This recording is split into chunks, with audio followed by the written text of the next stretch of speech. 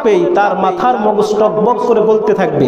অর্থাৎ এটা দ্বারা বোঝানো হয়েছে জাহান্নামের আগুন এত কঠোর হবে, এত বেশি তেজ হবে, যার কারণে পায়ে জুতা পরিয়ে দেওয়ার কারণে তার মাথার মগজ পর্যন্ত গলতে থাকবে। এখন প্রশ্ন আসতে পারে, তিনি তো জাহান্নামী মানুষ, যেহেতু জাহান্নামের আগুন পায়ে পরিয়ে দেওয়া হবে, তার শরীরে সারা গায়ে কেন আগুন লাগবে না? কেন আগুন জাহান্নামের আগুন স্পর্শ করবে না?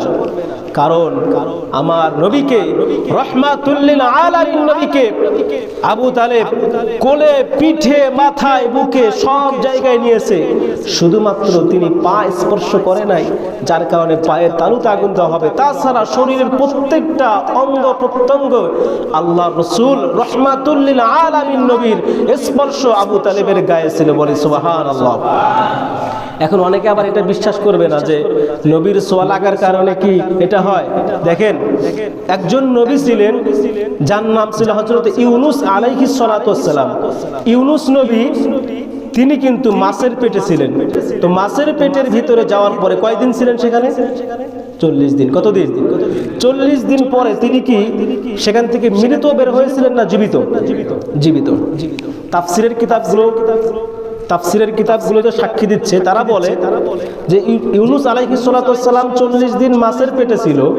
যেই মাছটা তাকে খেয়ে নিয়েছিল, আল্লাহ পাক অর্ডার করলেন, আদেশ করলেন, মাছ আমার নবী ইউনুসকে তুমি জানো কোনো ক্ষতি করো না, তার যেন কোনো ক্ষতি না হয়। তার পেটের ভিতরে সুন্দর একটা পরিবেশ তৈরি করে দিলেন, সৃষ্টি করে দিলেন। এখন তাফসিরকারকরা বলেন যে ওই মাছ যেই দিক দিয়ে যায় সমস্ত মাছ তার পিছে পিছে ছুটতে থাকে। বলেন সুবহানাল্লাহ।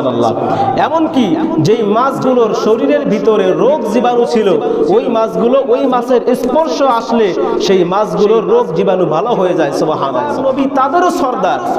সেই নবীর ছোঁয়া পেয়ে একটি মাছের কারণে অন্য মাছের রোগ জীবাণু ভালো হয়ে যায়, অন্য মাছ তার স্পর্শে আসে, তাহলে আমার নবীর, রহমতের নবীর স্পর্শ যদি কোনো মানুষের গায়ে কোথাও লাগে, সেই জায়গা জাহান্নামে যাবে? কথা বলেন, সম্ভাবনা আছে।